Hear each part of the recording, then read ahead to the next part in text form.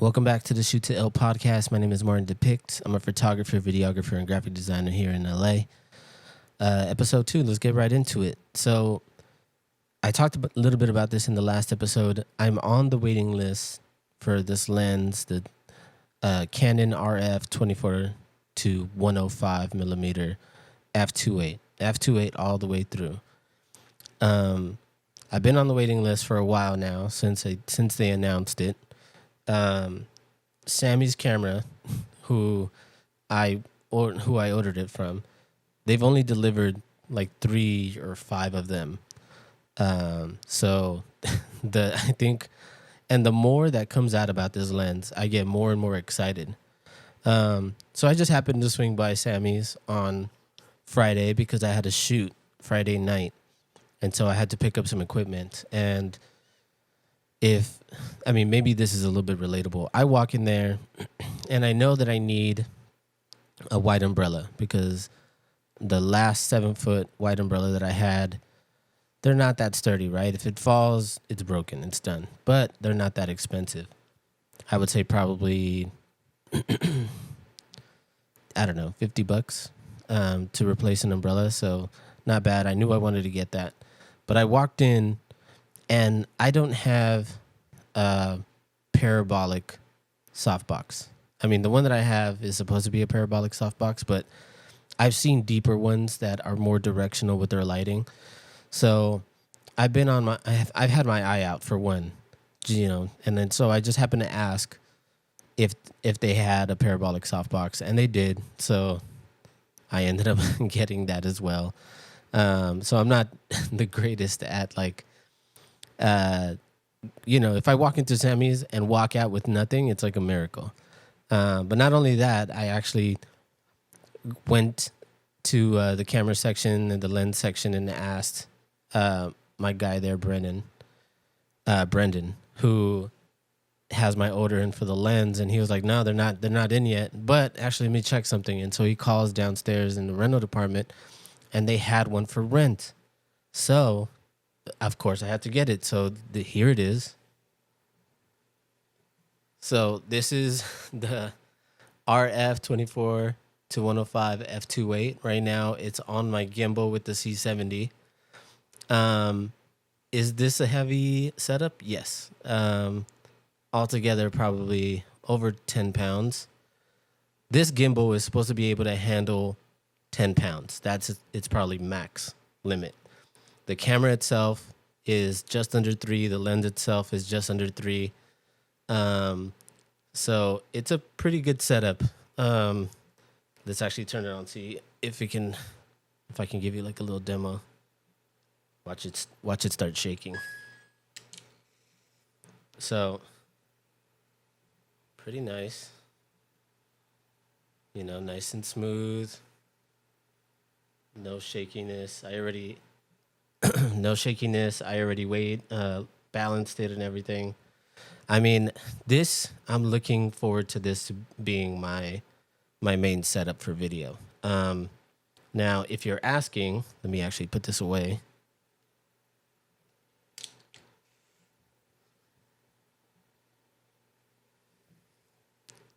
Now, if you're asking why am I not using it with this guy, the R5C, so I have an issue with the R5C. It's a great camera. It's great for photos, great for video. The one thing that they didn't give me in the R5C that's in the R5, that's in the C70, is tracking autofocus in slow motion. Now, I shoot a lot of models, and I shoot a lot of slow motion. It's just like slow motion and hot women. I feel like it just goes together well. So whenever I'm shooting a model, it's always in slow motion. It gives me more footage to work with. It's I can shoot 10 seconds and I get 50 seconds of footage. I'm good.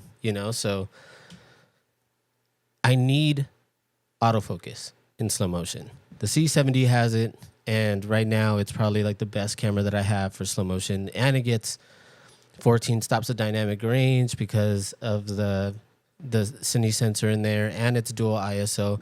R5C is also dual ISO, so I would love to use it. It doesn't have as much dynamic range as the C70, but that's just, I don't know. I have no idea why they didn't add the tracking autofocus in slow motion in the R5C, and I'm still waiting for a firmware update that they can easily just release it and put it on there. I don't know.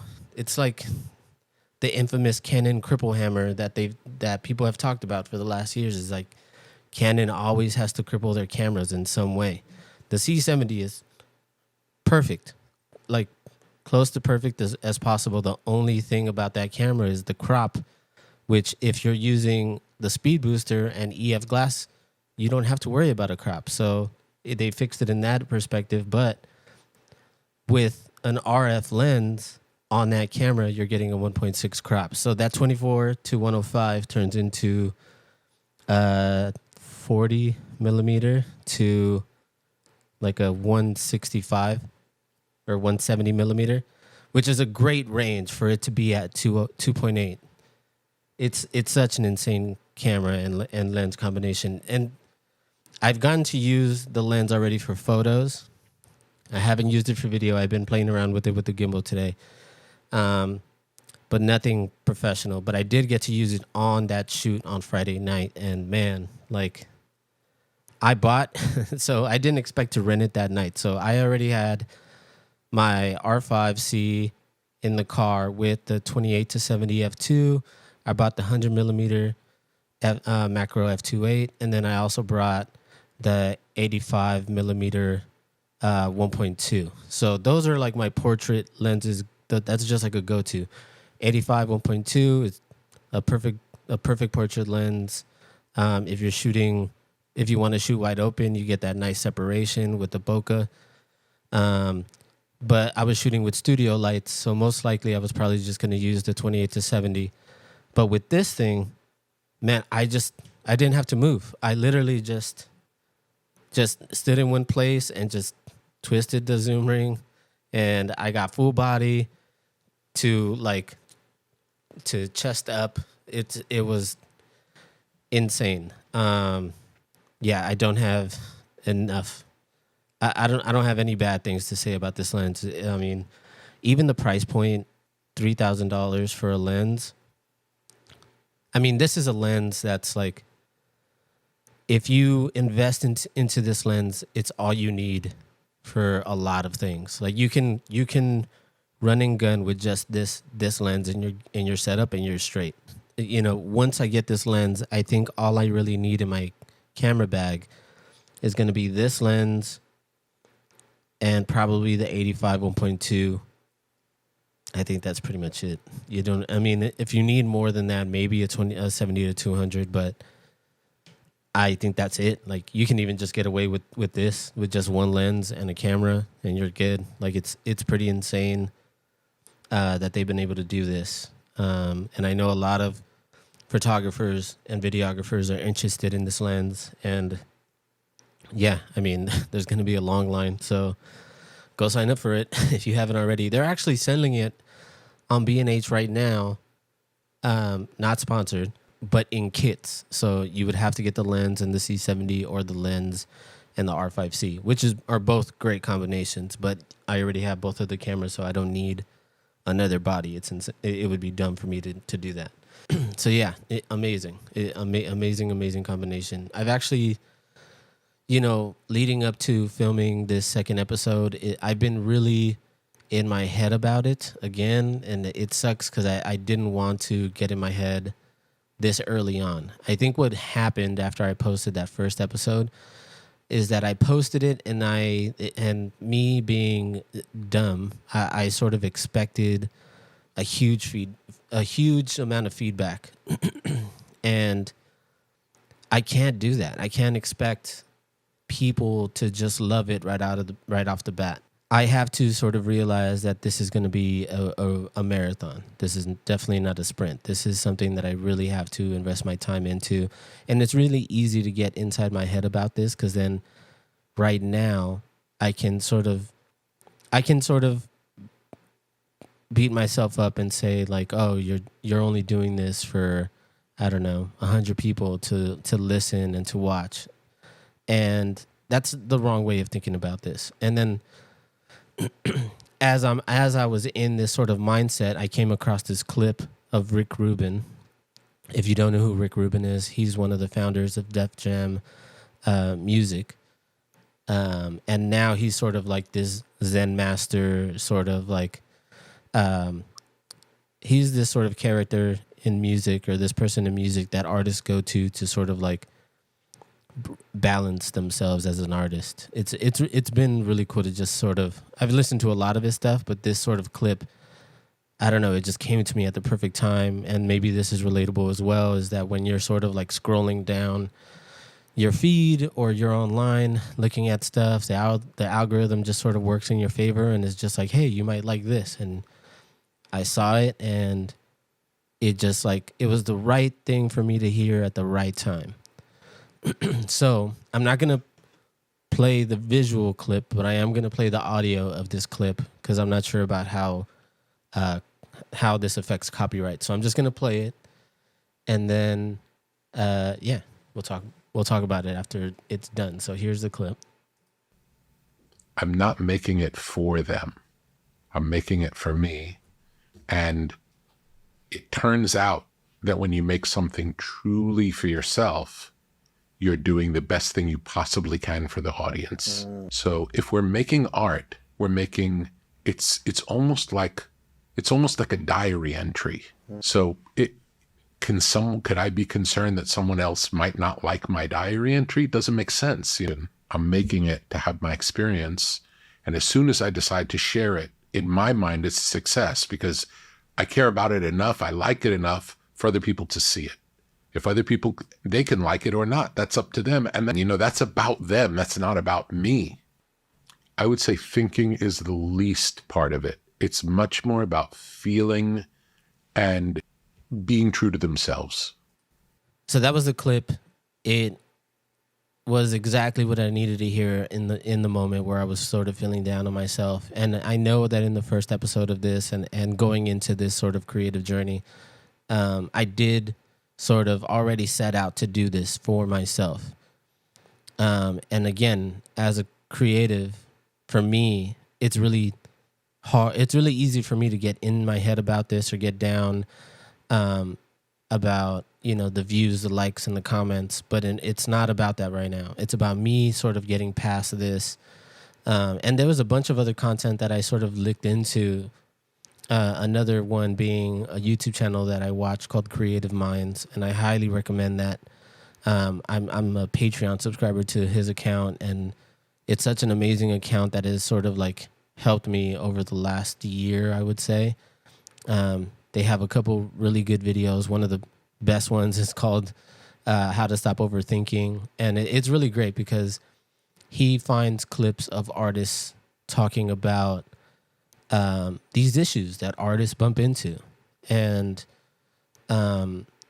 being a creative, we have this need and want to create and share, but also being in this sort of social climate, once we share, we get back a lot of feedback. And then if that feedback isn't good, we're sensitive, man. Artists are fucking sensitive. And, like, it was funny because when I was in college, you got to really see, like, teachers would shit on our work as students. The teachers would shit on our work on purpose, even if we thought that we did the best, even if our work was the best in the class that day.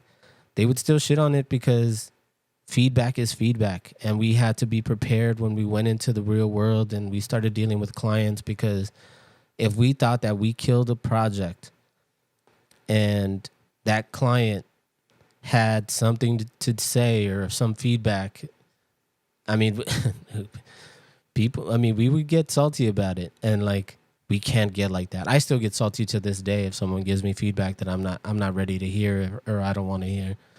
And that's just us, man. That's just us as creatives. Like, a lot of us can't take feedback. But I've gotten used to it. Even now that I'm putting myself more out there and I'm making myself the face of this sort of brand and bringing myself to share more content with all you guys, even stuff that I'm not necessarily, comfortable sharing. I need to do it. All this comes with like growth. And I think Virgil said this quote in one of his speeches that also came across my computer as I was sort of in this feeling.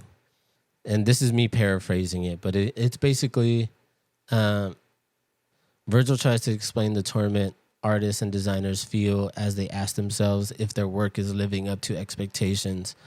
But at the end of the day, it's the body of the work and the refinement of that work that will define you as an artist.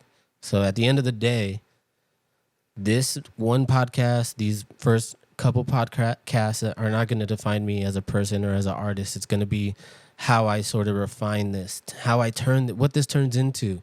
Like, my goal is to turn this into something big, something that I'm proud of. And in order for that to happen, I need to just keep going. I need to not give up. And it's really easy to sort of give up in these earlier stages. Yeah, I can even imagine like business owners, right? Like you guys, if you guys sort of create and put your heart and passion all into this product that you really think is good for people, or that it's really going to sell, and then you put it up on your website, and then after a few months you've only sold a couple, it's a really shitty feeling to be like, fuck, like I didn't do it, or like, and you could easily just quit and walk away, but the people that stick with it and try to learn about marketing strategies and try to run ads on TikTok and learn about this stuff, these are the people that get to that next level. And so I'm trying to get to this next level. So whatever I'm feeling right now, this feeling that is that I'm feeling as I currently record this, I'm just gonna push through it, man. I'm not gonna overthink it. There was actually a YouTube video that was released this week, just a couple days ago, on the same day that my first episode of the podcast was released.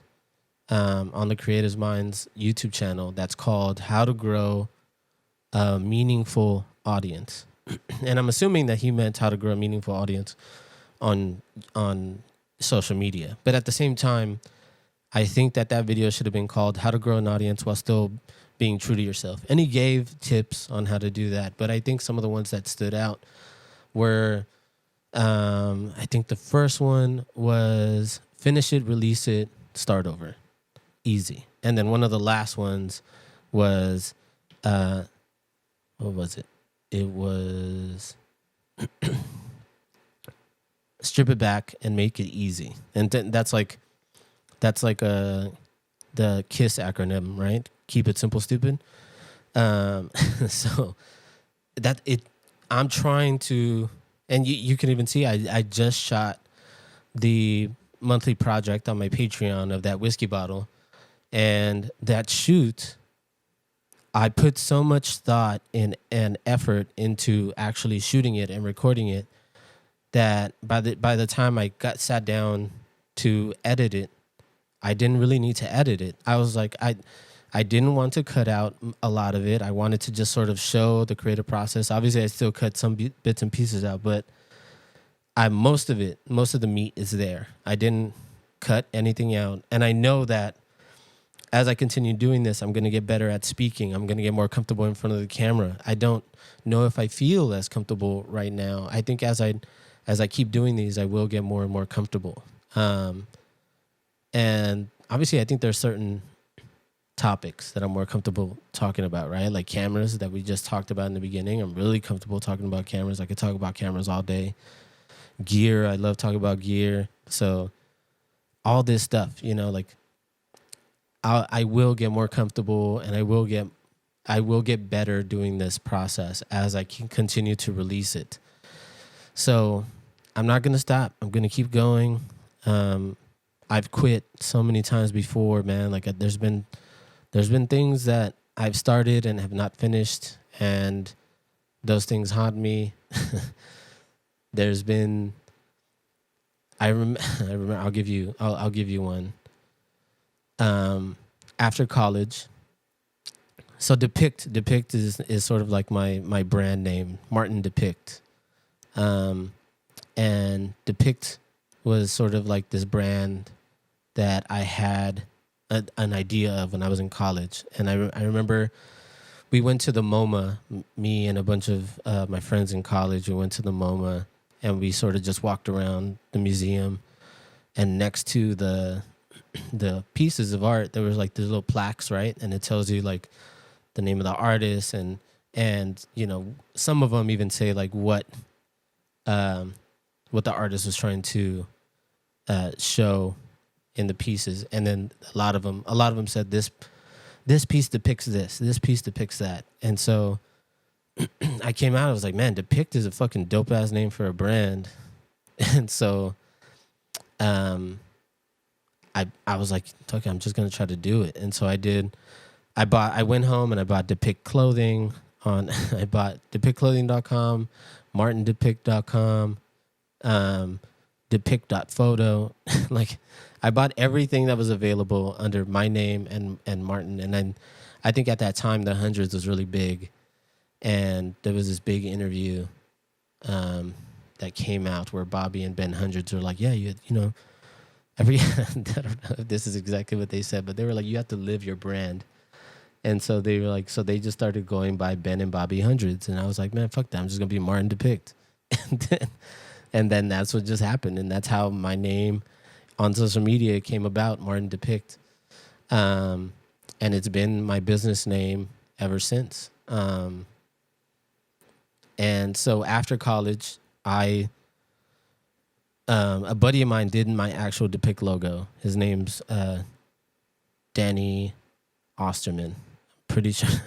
I hope I'm not butchering his last name, but he's like he's a really amazing graphic designer.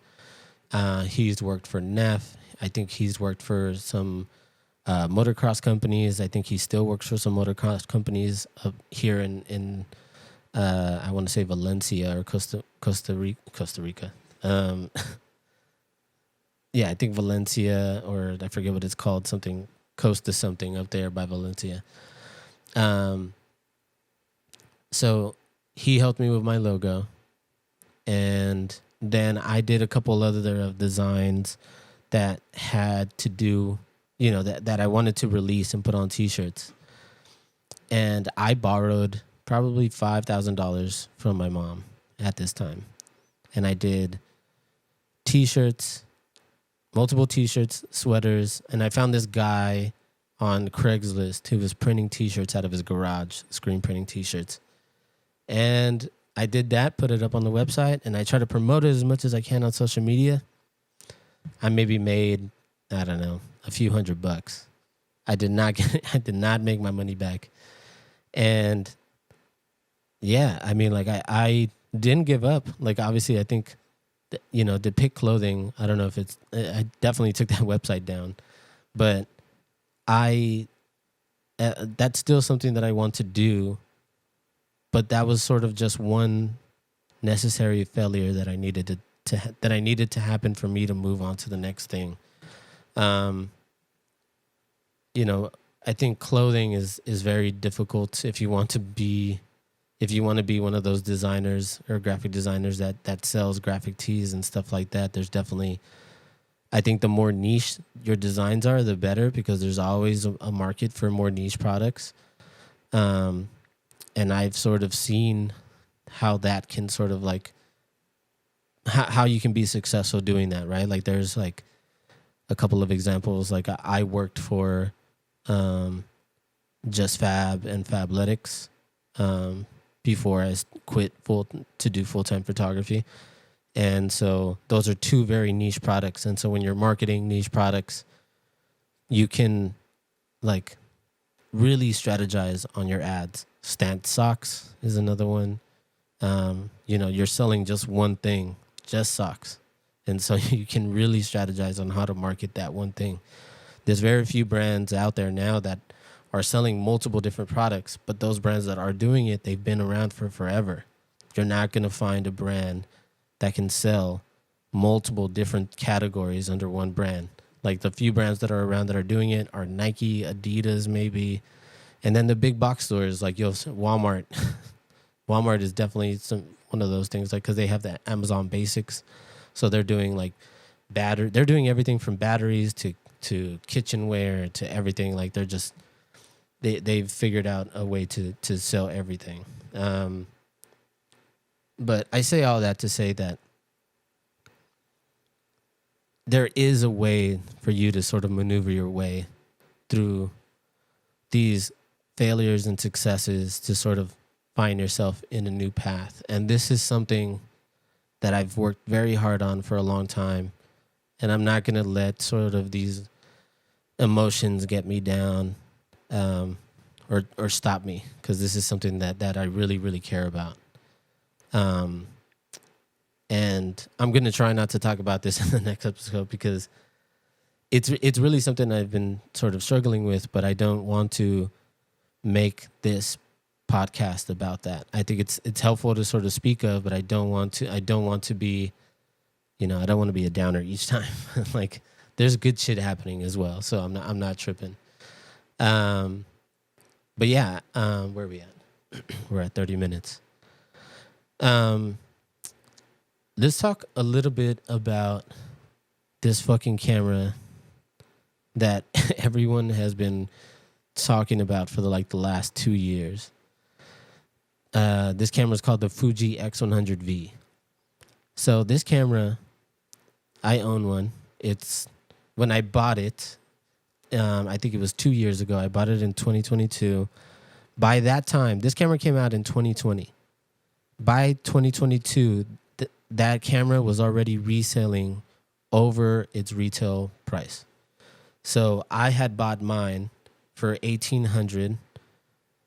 The retail price was around $1,400.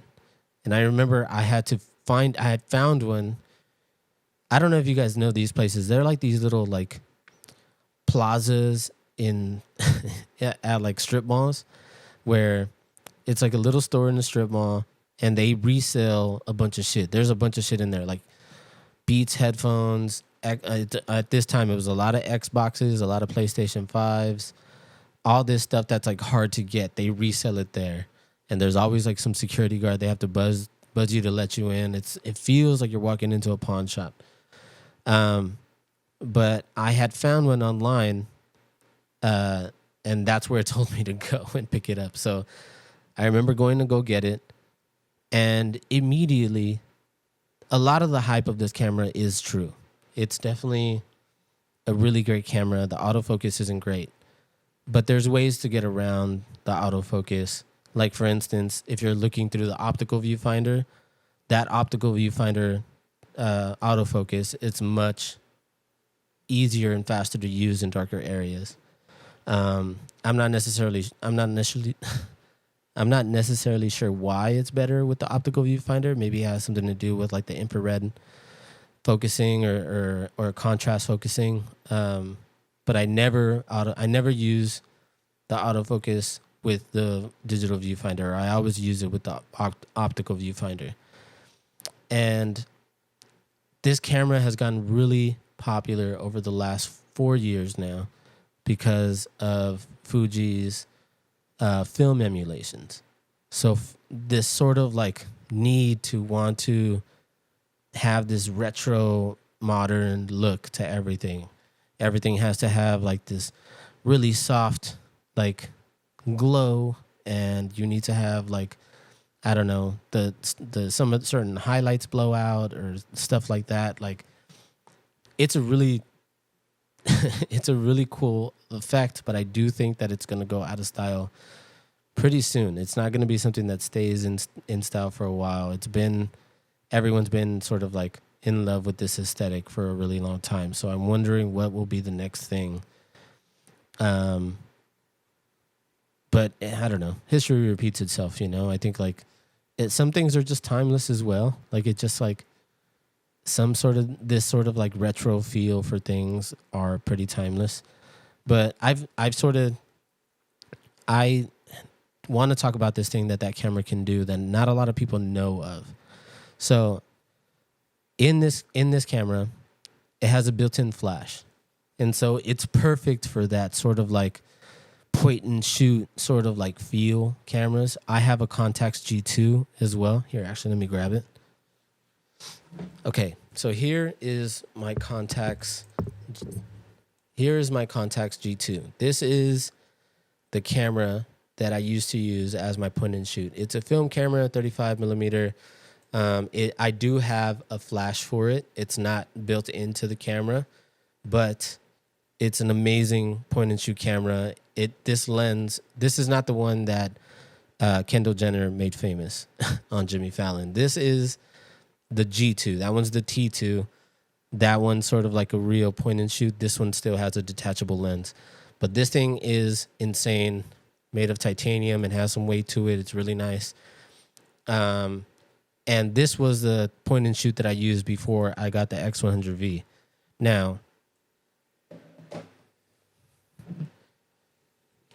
here is the X100V, and I've sort of like customized it a little bit with the gold shutter button and then the little lens hood.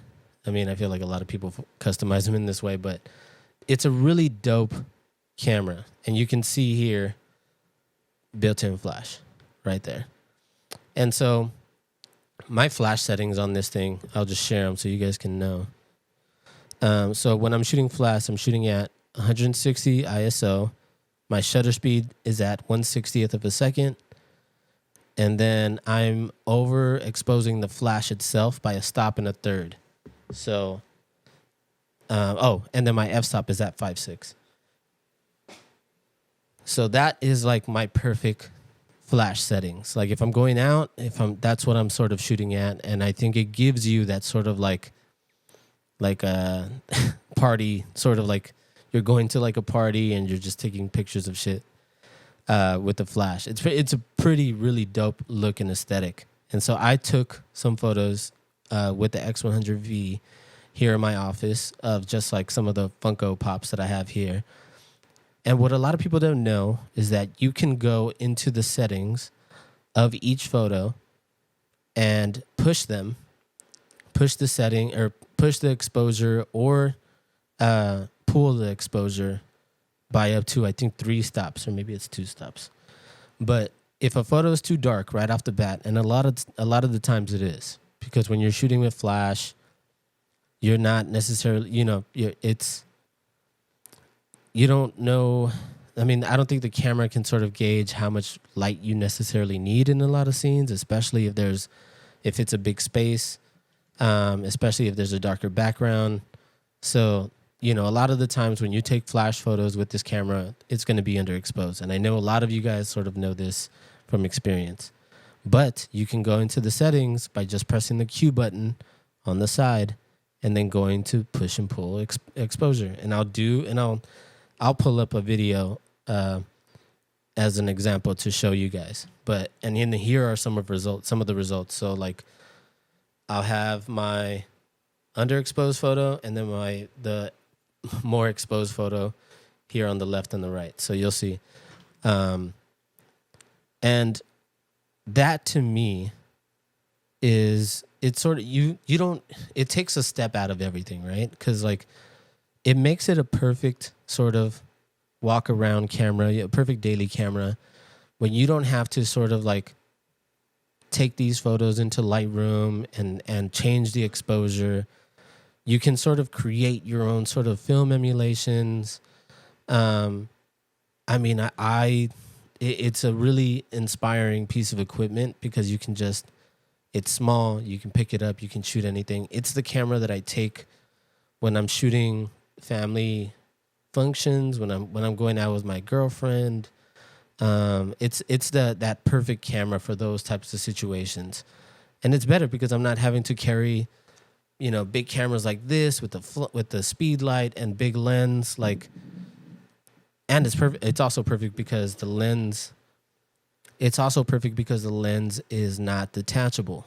So a lot of the places like music venues, stuff like that, they will not let you take cameras with a detachable lens. That's considered a professional camera. This camera is not considered a professional camera because it doesn't have a detached lens. And without the lens hood, let me just show you how small it is without the lens hood. take this thing off. So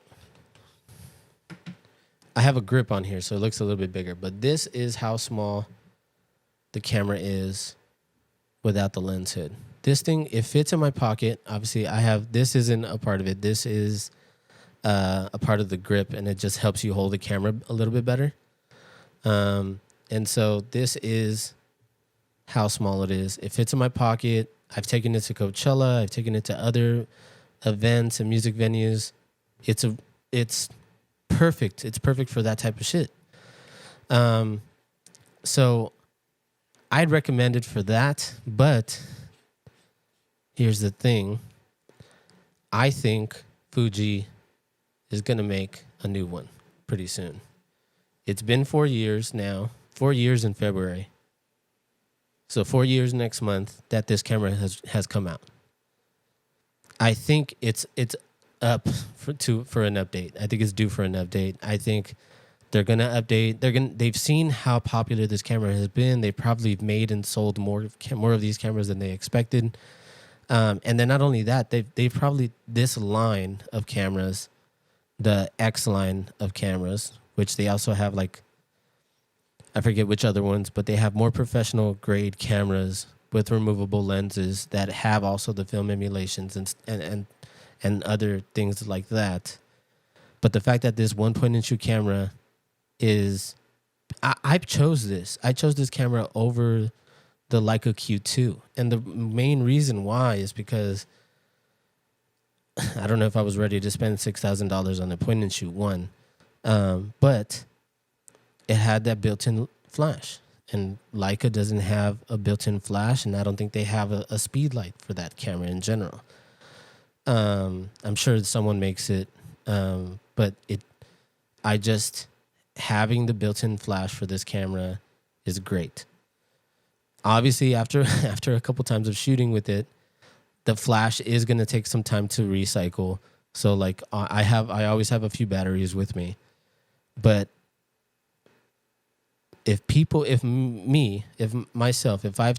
chose this camera over the Leica Q2, and now the Q3 is out, and I still would rather shoot with this thing than the Leica, then Fuji is doing something right. And honestly, I think that when they decide to update this camera to what I'm assuming is going to be the X100 or Roman numeral 6, X100 Roman numeral 6,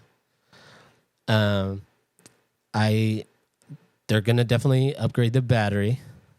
I don't know if they're gonna update the lens, because this 35mm on that lens is great. I also have this thing.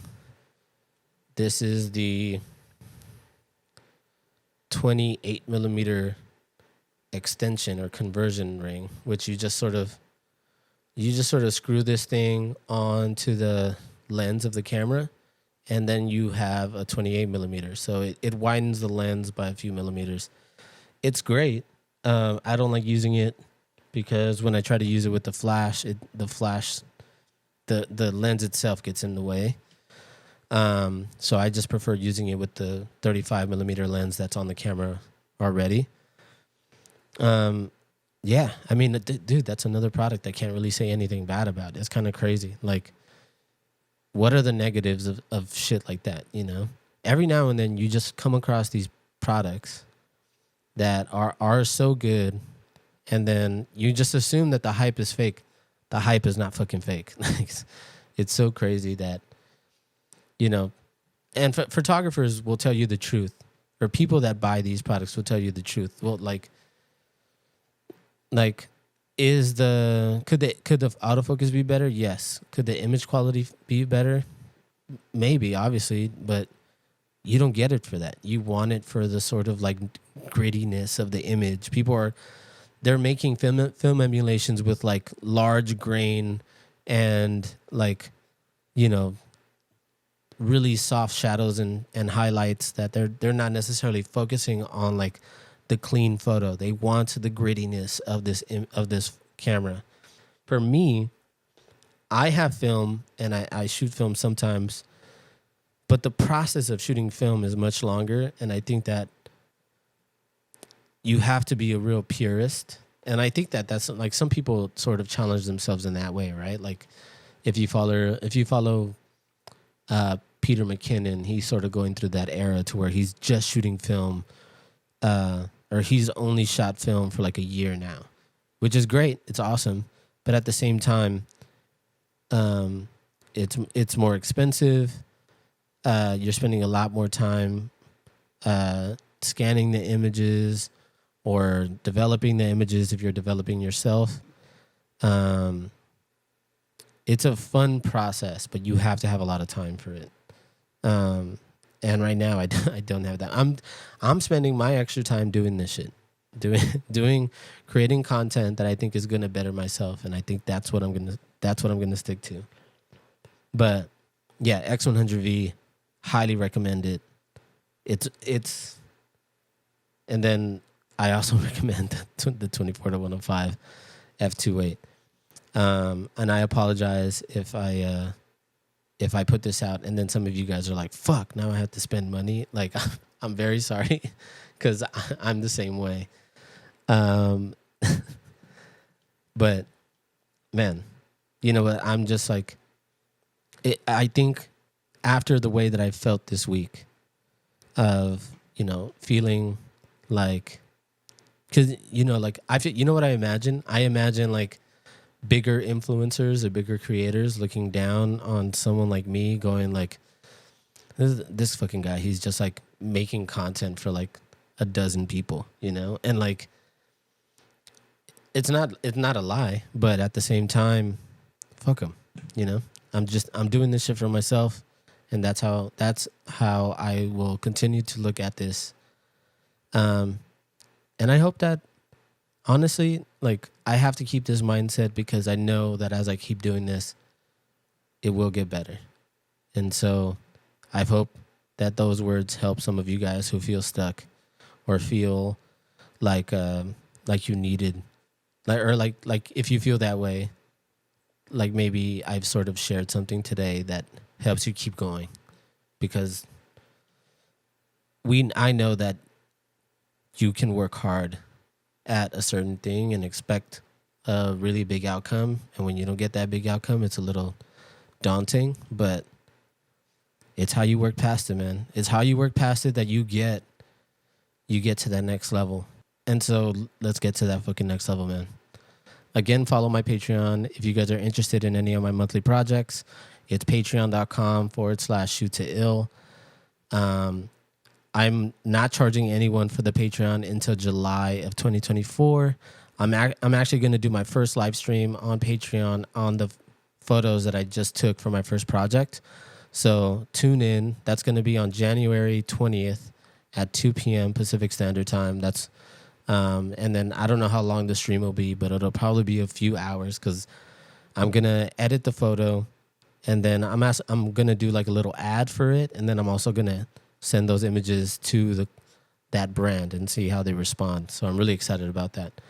But thank you guys again for hearing. If you're listening to this on Apple Podcasts or Spotify, leave me a good review. If you're watching this on YouTube, like, comment, subscribe, share this. It'll help this podcast get bigger and reach new people. Other than that, keep shooting. Peace.